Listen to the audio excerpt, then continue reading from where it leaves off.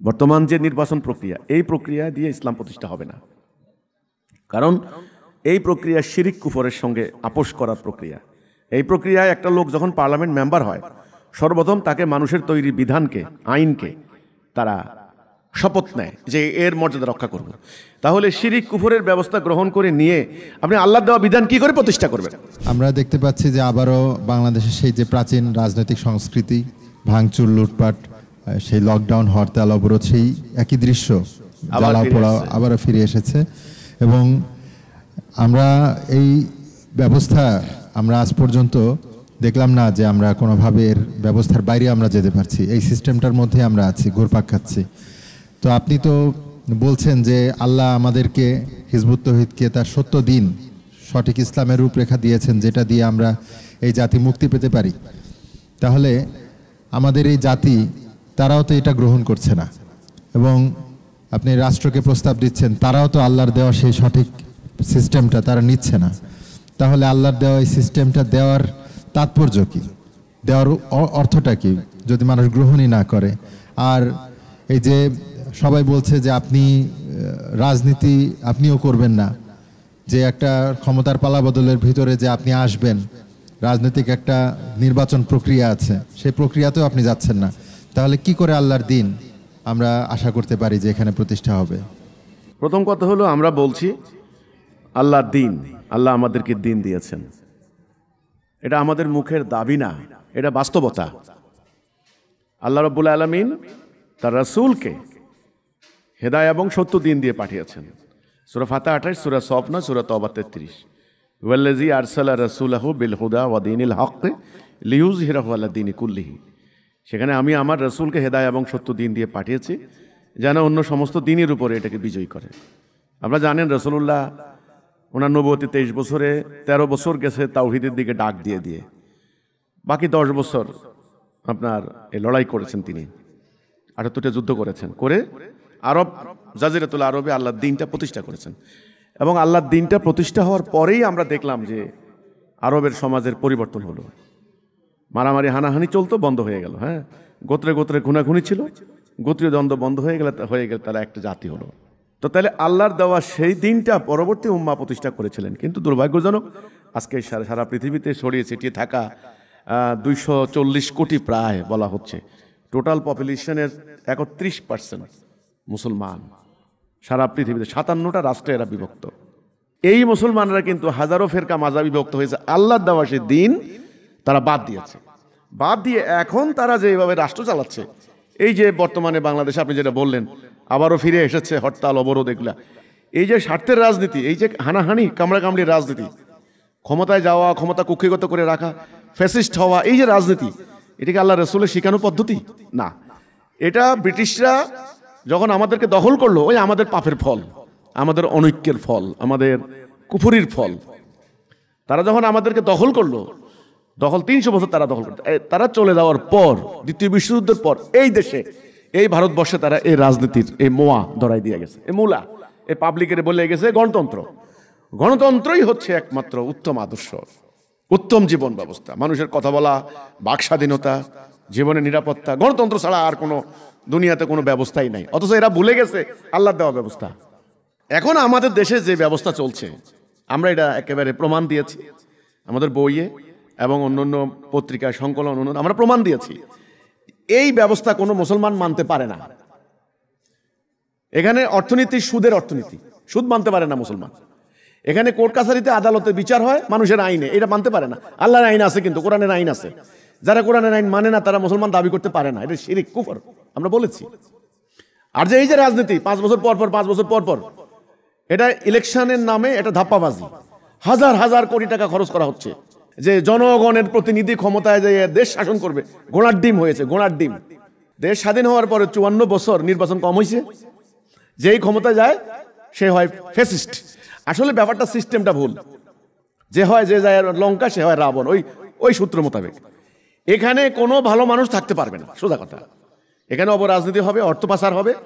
এখানে ওই যে আরেকটা আছে না, বিরোধী দল, একটা কথা আছে গণতন্ত্রের মধ্যে, অপোজিশন পার্টি হলো খুব ম্যান্ডেটরি, মানে একেবারে বাধ্যতামূলক থাকতেই হবে, তা না হলে বিউটি অফ ডেমোক্রেসি হয় না, হ্যাঁ, ভারসাম্য হয় না। তো এই ভারসাম্য রক্ষার জন্য তারা বিরোধী দল বানাইছে। এইবার বিরোধী দল শুরু করছে এবার ক্ষমতা থেকে নামানোর জন্য সরকারে। এখন সরকারে যারা যায় তারা বিরোধী দলকে দমন করার জন্য লাঠিয়াল বাহিনী, মামলা, হামলা, গুম, হত্যা। ওরা আবার কি করে এবার অবরোধ, হরতাল, জ্বালাও পোড়াও, অগ্নিসংযোগ, আগুন দিয়া পুরা বাস মানুষ জ্বালায় ফেলতেছে। দেখেন লকডাউন, লকডাউন দিয়া ডাক দেয়। কোথায় দিল্লি বসে থাকে, কোথায় লন্ডন বসে থাকে, কোথায় সিঙ্গাপুর বসে থাকে, সেখান থেকে বলে লকডাউন। যেমন মনে করেন বাপের সম্পদ জমিদারি, লকডাউন, হরতাল। মানুষ বাসের ভিতরে একটা কর্মচারী ঘুমাইছে, আর এই বেচারা বাসের পেট্রোল বোমা মাইরা বাসটা জ্বালাই দিল, লোকটা অঙ্গার হয়ে গেল। মানুষের ব্যবসা বাণিজ্য, ব্যবসা প্রতিষ্ঠান শেষ। সরকারি চাকরি যারা করে তাদের পোয়া বারো, তাদের কোনো সমস্যা নেই। তারা রাষ্ট্রের বাজেটের এই যে প্রায় আপনার হলো 8 লক্ষ কোটি টাকা বাজেট, 1.25 লক্ষ কোটি টাকা খালি ওদের খালি বেতন যাবে, খালি ওদের বেতন। এদের কোনো সমস্যা নাই, এরা একটা সিন্ডিকেটের মতো। যেই সরকারি কর্মচারীরা, আপনি আর্মি বলেন, পুলিশ বলেন, আর সচিবালয়ের কর্মচারী বলেন, যারাই বলেন, যারা নাগরিককে নিরাপত্তা দিতে পারে না, ওরা বেতন খায় কেমনে? নাগরিকের বেতন খেতে পারে না, এরা অনৈতিক, অন্যায্য। যে রাজনীতি এই দেশের মানুষ বংশ পরম্পরায় আমরা এটাকে মেনটেন করে যাচ্ছেন, এই রাজনীতি আল্লাহ দেওয়া রাজনীতি নয়। এই রাজনীতি শিরিক কুফর। এটা পাশ্চাত্যদের রেখে দেওয়া বর্জ্য পদার্থ। এরা তারা খায় নাই, তারা প্র্যাকটিস করে নাই। তারা 300 বছর কিন্তু এই এলাকায় কোনো গণতন্ত্র প্র্যাকটিস করে নাই। আমাদেরকে বর্জ্য দিয়ে গেছে কিন্তু, মানে তোরা মারামারি কর, হানাহানি কর, কোনোদিন মাথা উঁচু করে দাঁড়াইতে পারবি না। আর তোরা মারামারি করবি, আমরা আসবো। জাতিসংঘ যেহেতু আমাদের, ওয়ার্ল্ড ব্যাংক আমাদের, আন্তর্জাতিক সংস্থাগুলি আমাদের, মানবাধিকার সংস্থা আমাদের, আমরা এখানে মাতব্বরি করবো, দুতিয়ালি করবো। আমাদের অ্যাম্বাসেডর যাবে, তোমাদের মধ্যে দেন দরবার করবে। বেশি বাড়াবাড়ি করলে আমরা ধাক্কায় ক্ষমতা থেকে নামাই দেব। এই যে একটা সিস্টেম আমরা দেখিয়েছি, আমরা বলেছি, এই সিস্টেমটা মানুষকে শান্তি দিতে পারবে না, এখান থেকে বের হইতে হবে। আল্লাহর দেওয়া জীবন ব্যবস্থা প্রতিষ্ঠা করতে হবে। এখন প্রশ্ন আসতে পারে যে আল্লাহর দেওয়া জীবন ব্যবস্থা প্রতিষ্ঠা হবে কিভাবে? কোরআনের আইন কিভাবে কার্যকরী হবে? মুসলমান তো কোরআনের আইন মানতে বাধ্য। সেটার একটা রূপরেখা আধুনিক যুগের মতো উপযোগী করে আমরা তুলে ধরেছি। যে আপনি প্রশ্ন করেছেন যে জাতি তো নিল না, না জাতি নিল না কেমনে বুঝলেন আপনি? জাতির সামনে তো আমার বক্তব্য দেওয়ার মতো পরিবেশ সৃষ্টি করা হয়নি। আমি তো কথাই বলতে পারি নাই এ পর্যন্ত, আমাকে কথা বলতে দিন। আমাদের দেশে একটা গোষ্ঠী আছে ধর্ম ব্যবসা করে খায়, ধর্ম ব্যবসায়ী। ওয়াজ মাহফিল না করলে এদের ভাতে চুলে আগুন জ্বলবে না, সোজা কথা।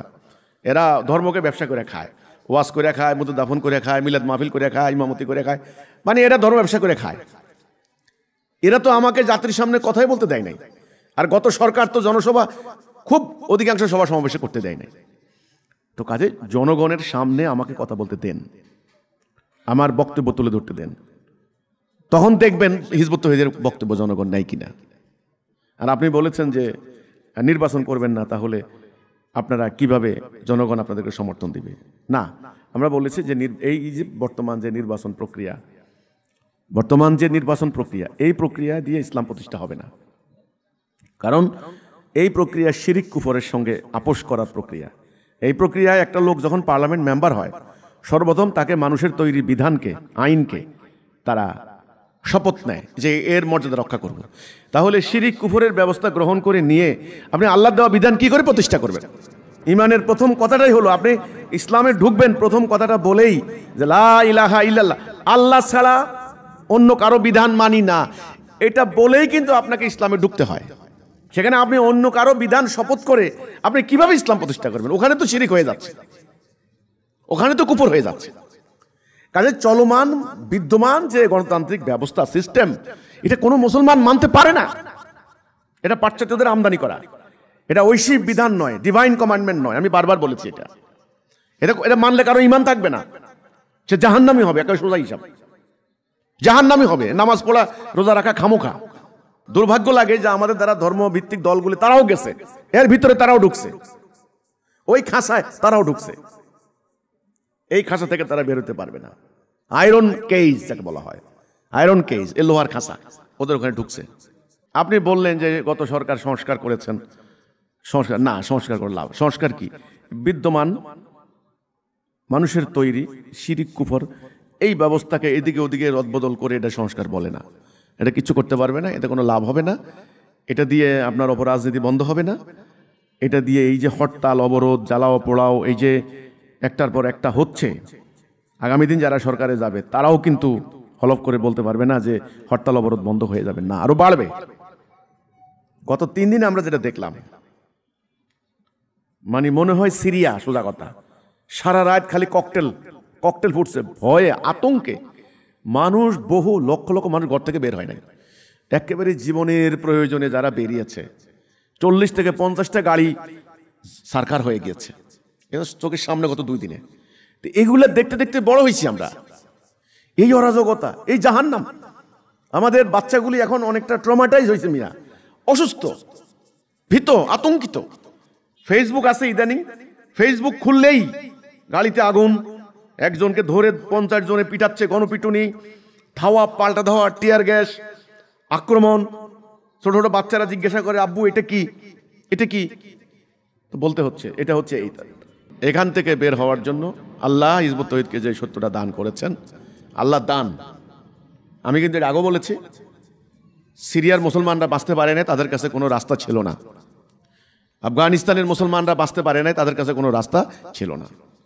ইরাকের মুসলমানরা গণকবর থেকে বাঁচতে পারে নাই, ফিলিস্তিনের মুসলমানরা বাঁচতে পারে নাই, কারণ ওদের কাছে কোনো সিরাতুল মুস্তাকিম ছিল না। আলহামদুলিল্লাহ, বাংলাদেশের মাটিতে হিজবুত তাওহীদের মাধ্যমে আল্লাহ সিরাতুল মুস্তাকিম দিয়েছেন, আলহামদুলিল্লাহ। যদিও আমাদের এই পবিত্র বক্তব্য, আমাদের এই কথা, পরিষ্কার কথাকে এই ধর্ম ব্যবসায়ী একটা গোষ্ঠী অপপ্রচার চালিয়ে জনগণের মধ্যে একটা ধোঁয়াশা সৃষ্টি করেছে। জনগণ আমাদের সম্পর্কে ভালো করে জানতে পারে নাই, আমাদের বক্তব্য এখনো পায় নাই। আমাদের উচিত হবে এখন তাড়াতাড়ি, আমাদের যারা ঈমান এনেছি, আমরা যারা মোমেন, সত্যনিষ্ঠ, যারা দেশকে ভালোবাসে, ঈমান নিয়ে মরতে চায়, তাদের উচিত দ্রুত দ্রুত রাষ্ট্রের জনগণের কাছে যাওয়া। মানে গ্রামে গ্রামে, পাড়ায় পাড়ায়, মহল্লায় মহল্লায় আপনারা যান, গিয়ে আপনারা, ওরা তো ভোট চাইবে, আপনারা ভোট চাইবেন না, ওরা ভোট চাইবে ভিক্ষুকের মতো। যেই লোকের জীবনে মানে বাড়িতে যায় না, তার পা ধরবে এখন, তার পিঠের ময়লা সাফ করে দিবে মুছতে মুছতে, হ্যাঁ, কোলাকুলি করবে, ভাই বাবা বলবে, আব্বা ডাকবে, আব্বা আমারে ভোট দেন। এরা ভোটের জন্য যাবে, এরা এরকম আমরা দেখে এসেছি এ পর্যন্ত। ভোট আসলে ভোট ভিক্ষা, এটার নাম দিয়েছে ভোট ভিক্ষা। ভিক্ষা করে, ভিক্ষুকও এত নির্লজ্জ হয় না, এরা ততখানি নির্লজ্জ। এরা জানে পিঠ মুছে পা ধরে সুমা দিয়ে কোন রকম আজকে ভোটটা আদায় করিনি, কালকে থেকে ওই ব্যাটারে চিনি না, রাষ্ট্র আমার। এটা একটা গণতন্ত্রের ধাপ্পাবাজি, ধোঁকাবাজি, ব্যাপারটা বুঝতে হবে। আপনার অস্থি মজ্জা বিক্রি করে দিচ্ছেন। এই একটা ভোট নয় কেবল, এটা ধাপ্পাবাজি বিরাট একটা। তারা ধাপ্পাটা এখানে, তারা বলে জনগণের নির্বাচিত প্রতিনিধি, জনগণের নির্বাচিত প্রতিনিধি রাষ্ট্র চালাবে। আরে ভাই, এ কথার ভিতরে কত বড় ধাপ্পা আছে আপনি জানেন? জনগণের নির্বাচিত প্রতিনিধি মানে রাষ্ট্র চালাবে কি দিয়া? কি দিয়া? আপনার আব্বা আপনার অকল্যাণ চায়? আব্বারে যদি বিষের বোতল ধরাই দেন, যারা আমার আব্বা যেহেতু দিছে কাজে আমি খাই ভালো হয়ে যাব, না, বোতলে যদি বিষ থাকে আব্বার হাতে খাইলেও মরবেন, আম্মার হাতে খাইলেও মরবেন। আল্লাহর দেওয়া বিধান বাদ দিয়ে ব্রিটিশের তৈরি এই বিধান যারাই চালাবে তাদের দ্বারাই নরককুণ্ড কায়েম হবে। এই জন্য আমার কথা, ওরা ভোট ভিক্ষা করবে আর তোমরা যাই তাওহীদের দাওয়াত দাও। এটা বিপ্লবের মন্ত্র, কলেমার দাওয়াত দাও, জনগণকে ঈমান বুঝাও, জিহাদ কি বুঝাও, কর্মসূচি বুঝাও। এখান থেকে বেরিয়ে এসে তারা কোন দিকে যাবে তাদের রাস্তা দেখাও, তাদেরকে ডাইরেকশন দাও। এটার নাম রাইট ডাইরেকশন, মানে হেদায়া। তাদেরকে বলো তোমরা ঈমান আনো, লা ইলাহা ইল্লাল্লাহ, আল্লাহ ছাড়া কারো বিধান মানি না, তবে আল্লাহ তোমার প্রতি রহম করবেন। এটা ওদেরকে বুঝান। একথা বলতে হবে যে আল্লাহর দেওয়া হুকুমের দিকে আসেন, আল্লাহর আইন, আল্লাহর বিধান কায়েম করতে হবে, মানুষের তৈরি বিধানকে বাদ দিতে হবে। যত ইলেকশন হোক দেখবেন আগামী দিন আরো হরতাল হবে, আরো অবরোধ হবে। কালকে তো 2 দিন দেখছেন পেট্রোল মারামারি, পেট্রোল বোমা, দেখবেন কয়েকদিন পরে বড় বড় বোম মারবে। এটা সিরিয়া হয়েছে, এটা ইরাকে হয়েছে, এটা এখানেও সেটা হবে।